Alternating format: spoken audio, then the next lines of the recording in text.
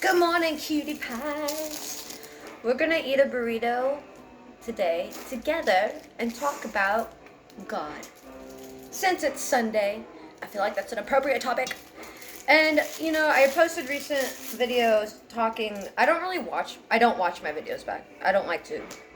So I talk and I post. So I talked about something about God, and some dude mistook it. And there's always going to be people on the internet who mistake what I say. I can't control that. But it's a good way for me to introduce things that I believe and my belief systems. And I have ADHD, so if you have ADHD, you probably know that you have all these systems that you go by, so do I.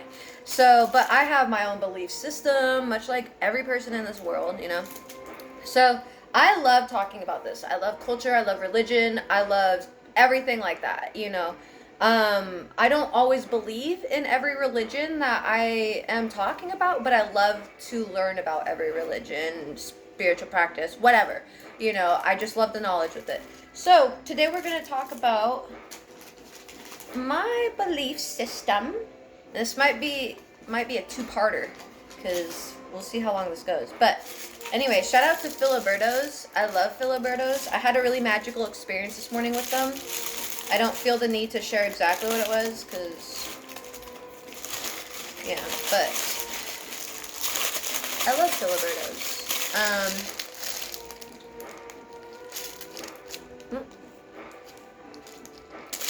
Chorizo, egg, and potato burrito.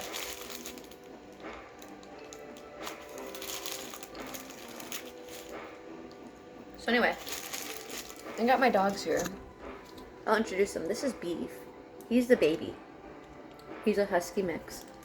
This is Spudgy. She's the oldest. Yes, I eat on my bed. Don't judge me. Spudgy is the oldest. She's the smallest. She's just a baby. She has a surgery next month. I gotta save for her. I know. She's whining because she wants my food. That's Shweta. Back there, that unlocked character. I love him. He's so cute. Look at him. Oh my god. Oh, he's my little house cow, my little house bear. And then I have Odin under here. Can we see him? Oh shit, there he is. The beast under your bed. It's a Metallica reference. Anyway. Those are my 4 dogs. Those are my best friends. They're a big part of my spiritual practice, so we'll talk about them later. I love them so much. You'll get some of my food when I'm done. Let me talk to the YouTube people first. I don't know if you can see. Let's discuss, okay? Now, before I get into this, obviously what I have to say is not set in stone. This is my truth, my belief. Feel free to share your beliefs in the comments. I love to learn about people's different belief systems and like why they believe it. I love that stuff. So don't feel like any hesitancy to talk about that stuff. This is just what I believe, and like I said, this is a good way for me to kind of introduce the ideas that I have, so that when you guys are on my channel, you know more what I am about. And these are the things I like to talk about anyway on my TikTok stream and stuff. Like when I was live streaming, I still do live stream. I just had to pause it for a bit so that I can focus on my YouTube for a bit and build that up. Just difficult to do them all at once, especially with my health. So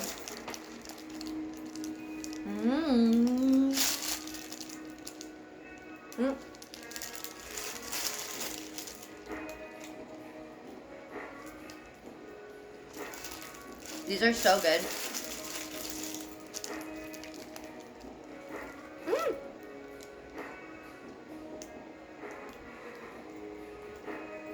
I gotta be careful.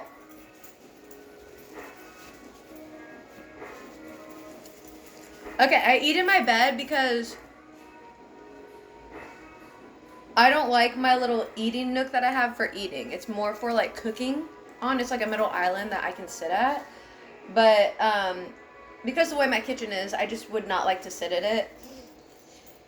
So there's that. But also, because I didn't have a designated sitting area for a long time, especially when I was sick, I just kind of ate in my bed, of course, So I'm just kind of used to it. But I'm trying to be more like less messy. I'm so messy and I hate it. Like, I'm so fine with stains and stuff, and I'm trying not to be like that anymore. I want to not have stains everywhere. I want to have nice things. I want to have things that look clean, you know. Like, usually I have really dark bedding, right?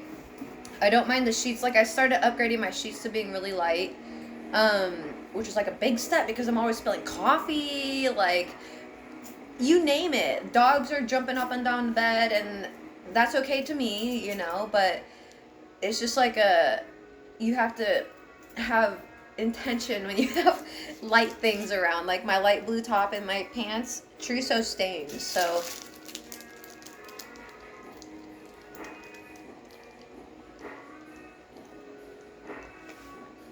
Anyway, so, if y'all have watched any of my videos, I grew up Mormon. That sucked.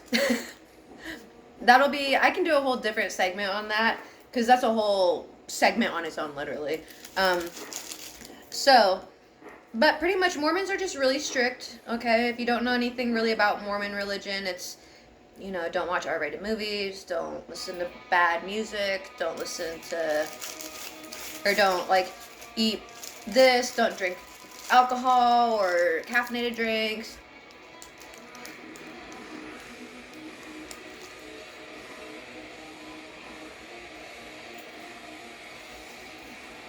And then they have a family belief system, okay? This is so good. I usually only eat half of it because I like to save the other half for like later or the next morning for breakfast.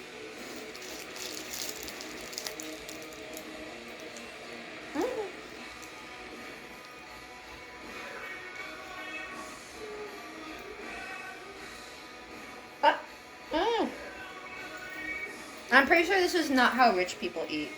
Like wealthy people who can wear white. This is not how they eat. You know what I mean? I'm trying to embody that because my restaurant's going to bring me a lot of wealth. Anyway, I've been working on this idea forever. You have no idea. Anyway, we'll get into that later. Let's talk about God. I have ADHD. I'm so sorry. I get distracted, but you guys are just going to have to learn that's who I am. So, some days it's better, some days it's worse. But, one second.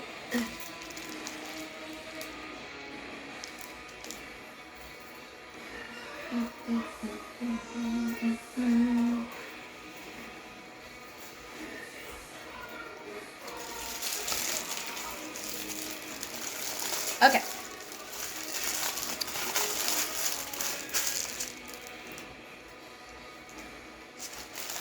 Give the dogs some. Got beef over here.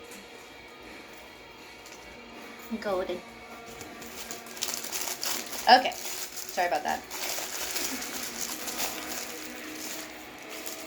I wish I could eat more so I could do like actual mukbangs. I thought I was going to be able to, but as you can see, I'm not very successful at that yet. Once I get to eating normal again and whatnot, things will be fine. But so far, you'll just see me eating food like normal. Or like in small amounts like that. Ugh. Yay. Anyway. You want to eat that? Go ahead. I'll let you. Go ahead. Go ahead.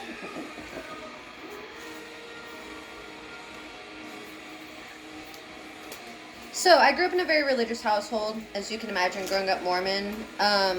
Fast forward to now, I've learned that a lot of the Mormon teachings are just stolen indigenous teachings.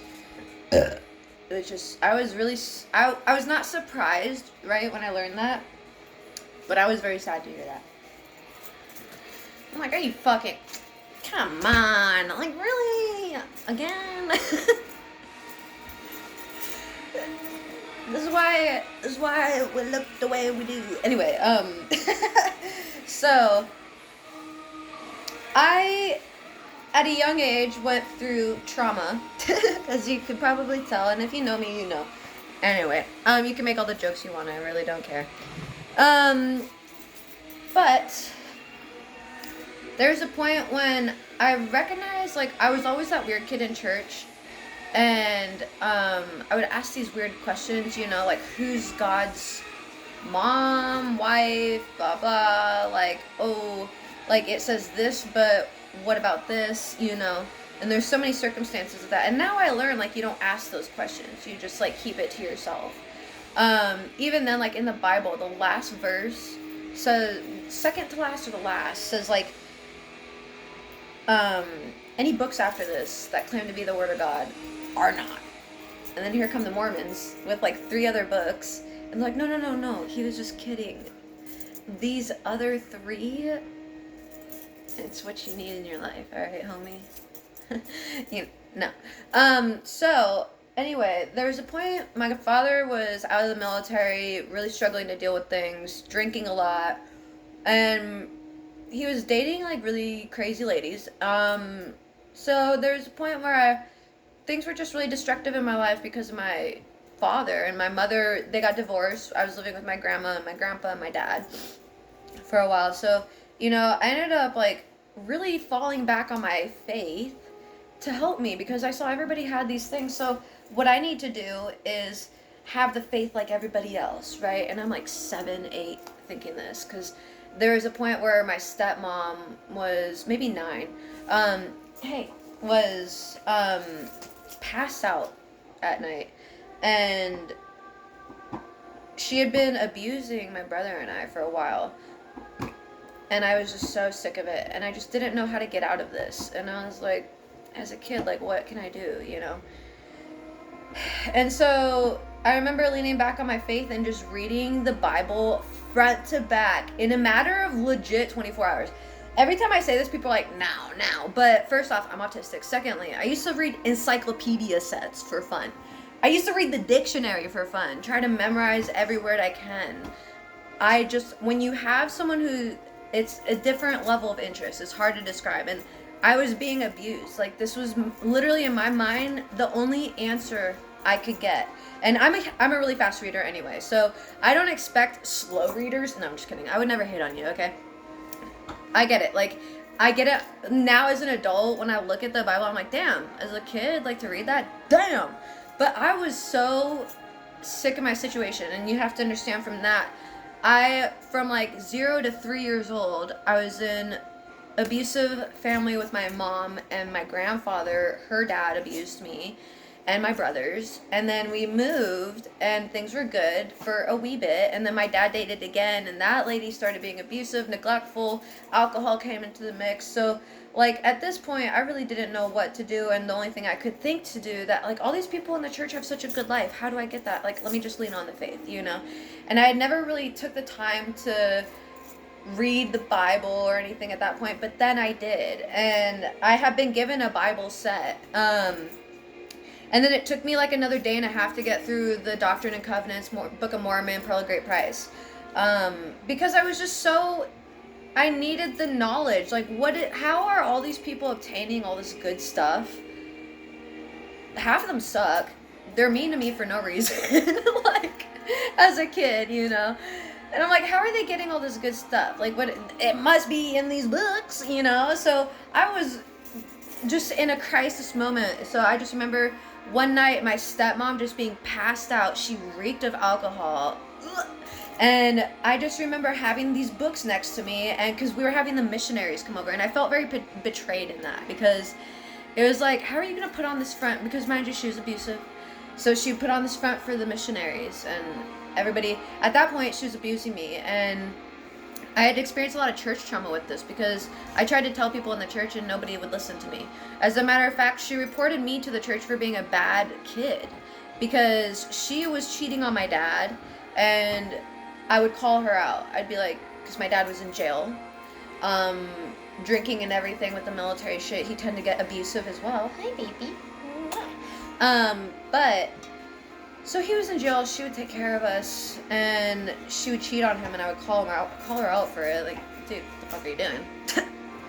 And then she would become even more abusive after that, and then she would tell the church that I was being like, you know, disobedient, misbehaved. And I specifically remember this because there was one point when I was having an interview with the bishop. When you misbehave, adult, kid, doesn't matter. In the Mormon church, you sit down with the bishop, and they interview you. Like, all I remember is like these weird ass questions, and then I remember this one question specifically. I don't remember exactly the question, but I remember the gist of it because I remember how I responded in the situation. So he pretty much, what in my mind he asked, and my stream knows about this. Like, this is all stuff I've talked about on my stream, so I apologize if this is like repetitive for my stream people in here, but obviously there's YouTube people, and this will just be, at least it's in one place, and it's not like a stream where it disappears, you know. But I was being interviewed by the bishops, like the bishopric people, which is just like the committee of the bishop, the head dude. And so you gotta remember, it's like a hierarchy thing, right? Church, patriarchal kind of shit. So he's interviewing me, and he gets to this question where he's like, is there like I heard like, is there abuse going on in the home or something like that? That's what I kind of what I interpreted. And I was like, oh yeah, like I was like fucking like was ready to tell him, like, yeah, my stepmom's abusing the hell out of us, dude. Like, someone's gotta help us. And he's like, oh no. Are you abusing anyone in the home? And I'm like, you fucking what? What'd you just say to me? Do you know how confusing that was as a kid? And I was like 9 at the oldest at that point. And it was confusing, but I knew it was wrong. There's so many things in the church that I knew was wrong. After reading, it had to have been younger, because after reading the books, I started recognizing things. So in the Book of Mormon, or I don't know if it's the Book of Mormon, but one of the books, it talks about the Lamanites being like cursed with dark skin, because they disobeyed God, right? So I just learned recently, and I talked about this in another video, and I was so disheartened by this, and it reminds me of my grandma so much, because she was Mormon, but she was really firm on like the indigenous teachings, and I was always like inquisitive about that, like, what is up with that, grandma? Like, she's a white lady, so like, not that I think it's bad, but I was like, what's up with that? Because like, she has all those kind of artifacts and decoration, like, she's enveloped in it, right? Like, she's all about it, which I respect it, because she really tries to like do what's right for the community, I suppose. I don't know how to speak this like politically correctly, so please, once again, you know, I apologize if any of this is misworded wrong. I'm not speaking with like any ill intention with it, but I learned that Apache, Pima, who else was it? Apache, Pima, I forget, and another indigenous tribe here, they taught kind of similar teachings, but what their teachings was that God prophesied these things that were going to come, like a flood or whatever, and that prophecy was going to be shown by me darkening your skin. So in my mind, that's like the God's chosen ones, you know, like he's choosing to use to use you as a prophecy by darkening your skin, whereas the Mormons translate it in a way like, oh, they weren't listening to God, so they were cursed with dark skin. And you know what that perpetuates. You know, if you use your brain, you know what that perpetuates, which is why you don't see POC people in the Mormon church as much. I remember as a kid, I was like, this was before my baptism. I was already reading the books out of pure curiosity, because the stuff they would say didn't make sense. So I was like, what are they even talking about? You know, so I'd go in and read myself. And there was one point when I read that Lamanite story, and I clicked like, oh my God, there's literally no black people in my church. None. No Mexican people, just strictly white. I was like, what?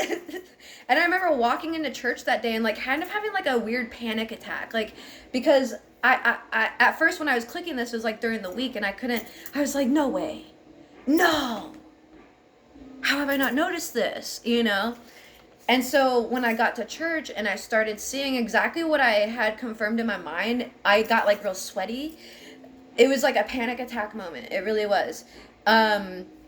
It reminds me of when I went to like a Golden Corral, and like there was just tons of people with like pile high food and stuff like that, but there was like tons of homeless people outside, like literally looking like they were dying and needing food, and I had like that same kind of panic attack, like sweaty, like recognition, like of the hypocrisy. I don't know how to describe it. It freaks me the hell out, but nonetheless, so I recognized that at a young age, right? And I was like, one time I saw an African American couple, and I saw them, and I was like, oh my god.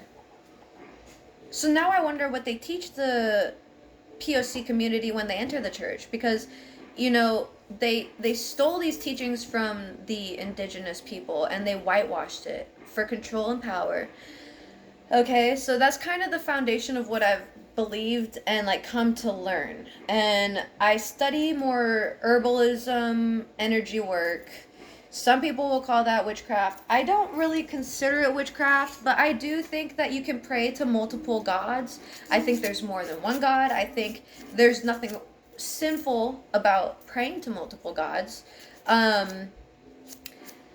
I think, you know, growing up in the church as a woman, they teach you really that you're so insignificant. And then when you realize your worth, you're like, oh, okay, so all this is bullshit. So I really like to deconstruct at the root, like I say, with things. And so that really helped me deconstruct at the root. Because I was like, why in the world, you know, would they be teaching these things? But I do think there's truth to it. And now, after learning about the Apache teachings being the truth, now I know there's even more truth to it. So some of the teachings that I believe, that the Mormon church believes, that is going to seem woo-woo, okay? So please, if it's crazy, I know, okay?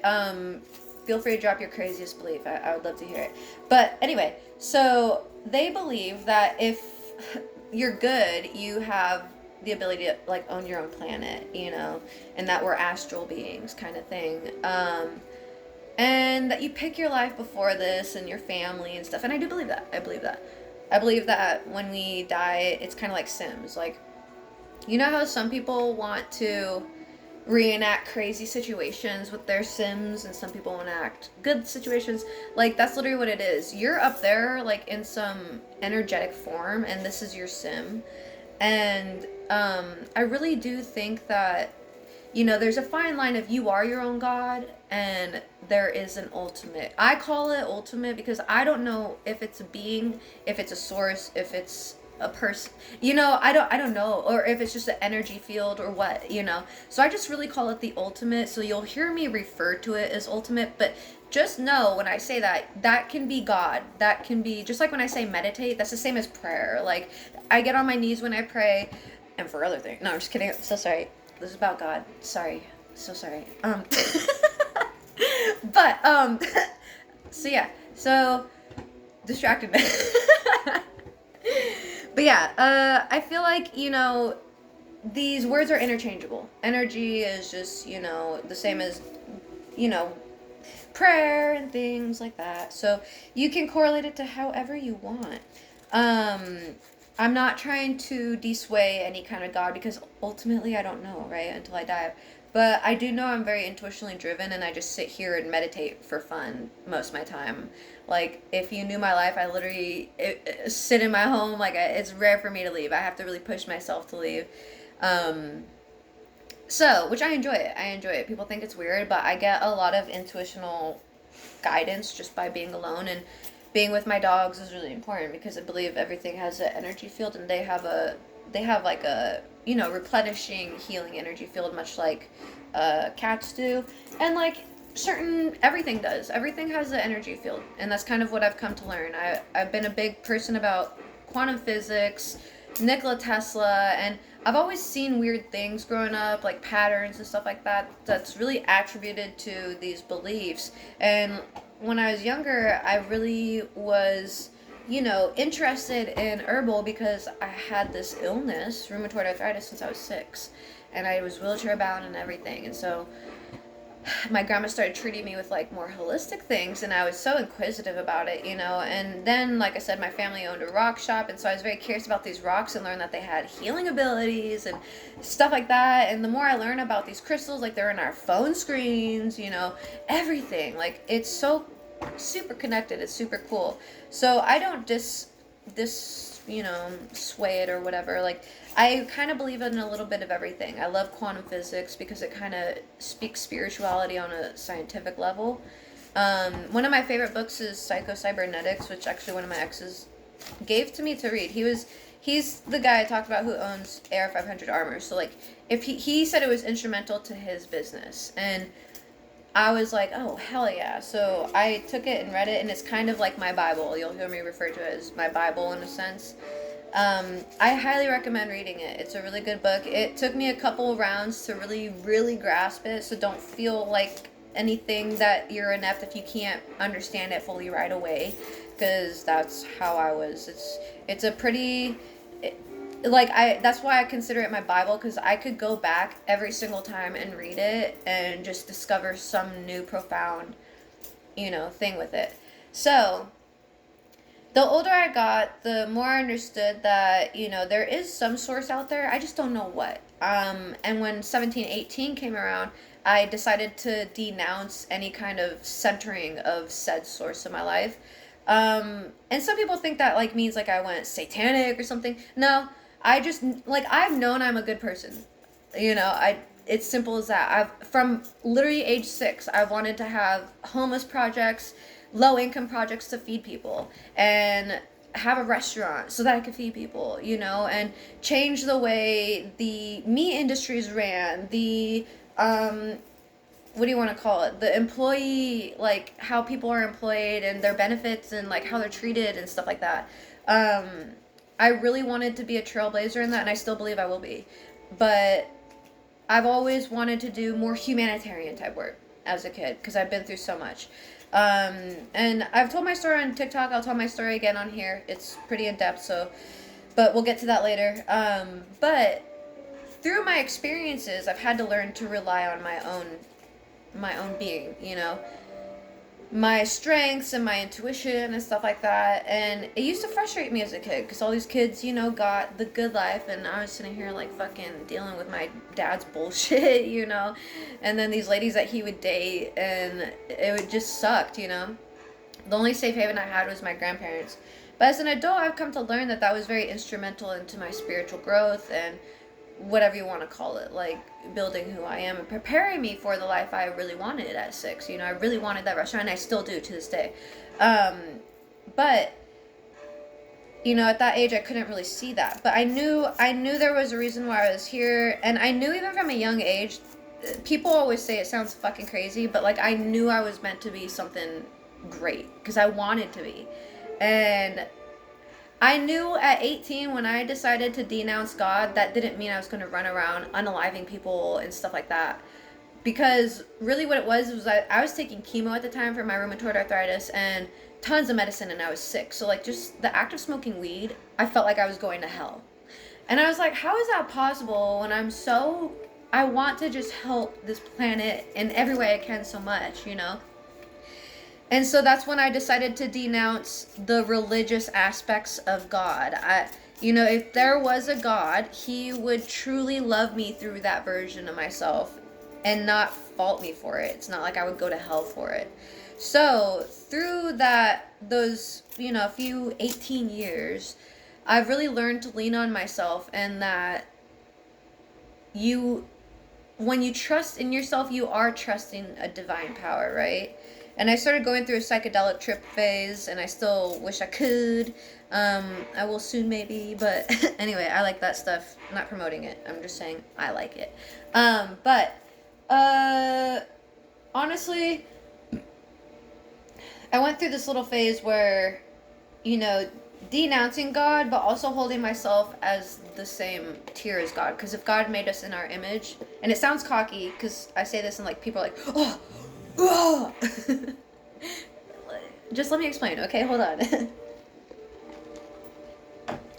But if he made us in his image, then we have all the powers he does. And I feel like indigenous, African, whatever kind of word you want to put to it, POC I think would be the umbrella term. I don't know if I'm right with that, but their cultural teachings really teach that these, like, the Christian religion of things, patriarchal versions of it, tend to really demonize everything. So that's where they talk about it as witchcraft. You should be relying on this dude in the sky, this other power, to do your biddings for you, and his will is his way, and you should be happy with that. And that never sat right with me. So that's where I was like, well, I have free will. I can do whatever the fuck I want. And I want to be successful. I want to have money. I want to take care of my family. I want to be able to take care of my health without being scared of getting fired. I want to be able to take care of other people and help them achieve their ultimate happiness just like I have. So it's like, there's no way like God would punish me for that. So I just kind of went with the gusto of it. And during that tripping phase of believing I was my own God, I really found my own source of light. Truly, I realized that this is going to sound so dumb, but and I don't like hearing people say this, so I don't really want to say that I'm comparing myself to Jesus, but everybody has a little bit of Jesus in them, truly, and a little bit of God in them, you know, if you want to correlate it that way, truly. Whatever that ultimate source is. But Jesus really understood that, you know, if you, sorry, my nose is running. If you really loved one another, that it's all a journey, right? You're not going to do everything perfectly. You're a human. And you're meant to be here to experience the human experience, which is to experience being imperfect. You know, which gives me the mindset that maybe when we die, that literally it is what we would view as perfection and then some. So it is a blessing to experience this imperfection of life. It's a blessing and beautiful thing to have a fuck up, you know, because that's kind of what changes the trajectory, the energy for things, you know. And if, to me, I ride a fine line of energy and maybe like, I don't know, Christian or whatever kind of teachings you want to call it, right? Because I started with learning about God and stuff, and I've kind of looped back around, but in a different way. Because do I believe in an ultimate source like God? Absolutely. I believe there's a sense of surrender that you have to give to allow the magic to happen. But here's the thing: is when people hear that, when it's applied to a bad situation, especially like, oh, that's His will and he only gives you what you can handle, kind of thing. Like, that does not sound good at all. Now, if you were a ball of light and you're choosing your sim, and you get to choose this sim, okay, you know that you have to go through a few bad things to get to the good things. It'll shape you to who you are. And even then, we all know when we play Sims, we like to experiment and see what happens when you get angry. See what happens when she accidentally lights something on fire. I don't know, you know? So that's where, when you make a mistake, you should just only help but laugh, because that's part of the experience, is just making a mistake. Now you know better. And sometimes you make a mistake more than once. But here's the thing: is in those mistakes, when you repeat them, you learn more within that mistake of why not to make that mistake. And that builds the foundation of further learning of mistakes, you know, not to test the waters in this area, not to test the waters in this area. I've had plenty of friends that I thought were friends, and they were not. And I had to learn what kind of patterns and feelings and things were coming up to show me that these people are not meant for me, but these ones are. So even though I kept accidentally correlating with the wrong people, or I would know better, I still would learn more, to where now I'm so firm in my boundaries, I'm so firm in my discernment, that I have no question about it when I have to cut off someone, or not talk to someone, or not, you know, hang out with someone, or whatever, correlate with them online even. So I think, you know, God put us here with a very strong, godly, intuitive, divine power.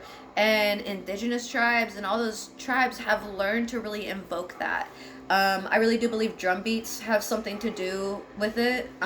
Just because when I meditate, drum beats is what helps me get into my trance, or whatever the hell you want to call it, my forethought, I don't know what you want to call it, where I get my thoughts, the higher up thoughts, the epiphanies, you know, the intuitional guidance, whatever you want to call it. So and I really think that even more because I grew up on a reservation, an indigenous reservation, as a kid, and participated in powwows and stuff, and I freaking loved it. Best time of my life. But I really remember the feeling, and like, that was when I really learned about culture and fell in love with like just other culture. I don't even consider American culture to be culture, because it's, you know, taken from all these other cultures, as we know. So I like to learn the roots of it all, and that was just like I didn't even put my like I was just kind of thrown into that situation, but it was a beautiful situation. Like I loved it so much. I learned so much from just like their traditional foods and like just passed down teachings, which as I grew up I became even more grateful and like honored to know that knowledge because of what colonizers have done to the indigenous people of the native land, America, you know? And it, like I said, it's kind of like the older I get, the more I recognize that 9/11 was done by the government, and it hurts my heart kind of more than if it was a terrorist attack. Because at first, especially when I first found out, I was like, I cannot, it was sickening. I cannot believe the government would do that. But they would. You want to know how I know they would? Because my grandma got cancer because the government dropped bombs, nuclear testing, behind the town she lived in without telling them. I said this in my video previously. She developed cancer. A whole bunch of people in the town developed cancer, end up dying of blood cancer. We got a settlement check for it. Don't ever come in here and tell me that the government wouldn't do that, because the government would. If it means money, they would. And we'll get into that. I never was a theorist, conspiracy theorist, until I started going down this rabbit hole with my holistic health. And because mind you, I said I was on chemo and stuff. Like, my health was atrocious when I was a kid. So going into the holistic healthcare field and learning about that, the food, it's just led me down to just being a conspiracy theorist, because literally you just end up connecting the dots, right? And that's where a lot of my spiritual, energetic kind of things really also derive from, because the government knows this stuff is real, and they push this whole fear-based mindset of trusting this guy in the sky, and you have to abide by these rules. And the rules really are banked together with like constitutional type rules. We know separation of church and state, my fucking ass, okay? We know that's not a thing here, all right? We got to stop lying about it. So the whole point of both of them is to support each other and to support that fear survival. Oh, I can't do this, otherwise I'm a bad person, and I better listen to, otherwise I'm a bad person, you know, and you don't want to be a bad person because you're going to go to hell. I'm going to tell you something that might break your heart, especially if you're a Christian still watching this, a hardcore Christian, but I don't believe in hell. More so, I don't even believe that Hitler goes to hell. I think, this is how I think it goes in the afterlife, is we all die. We all go to like a field of light, much like space. We turn into a star, essentially. We still have our feelings. We still got our personality. We're just like a bright little star. We shine bright like a diamond. So you get kind of what I'm saying. And so, who's to say that all the stars in the sky are not bodies? Which I think that was in Pocahontas or something. So I really think they give you like symbolism through movies. Like I said, the Pentagon funds a lot of the movies that we watch. So. But I think there's a list of the movies that you can watch that they do fund. But nonetheless, I still would not be surprised if they have people who are in the Pentagon on head director boards for movies all across the board, you know. But I do believe when we pass away, hold on, that, one second.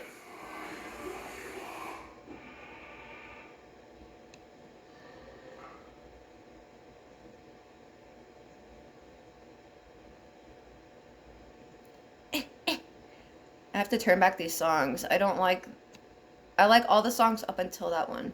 This is my own playlist though, so I'm not sure why I'm complaining about that. I'm not complaining.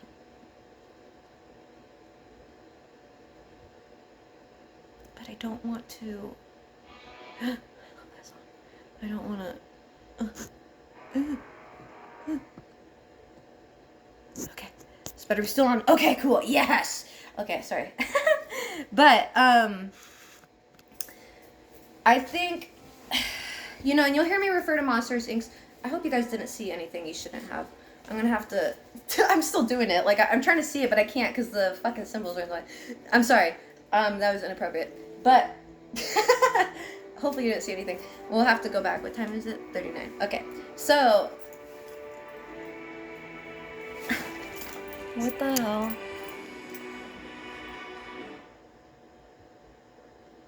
Oh, The fuck? What is this? Okay. We're gonna have to do a part 2. So I'm gonna have to pause this.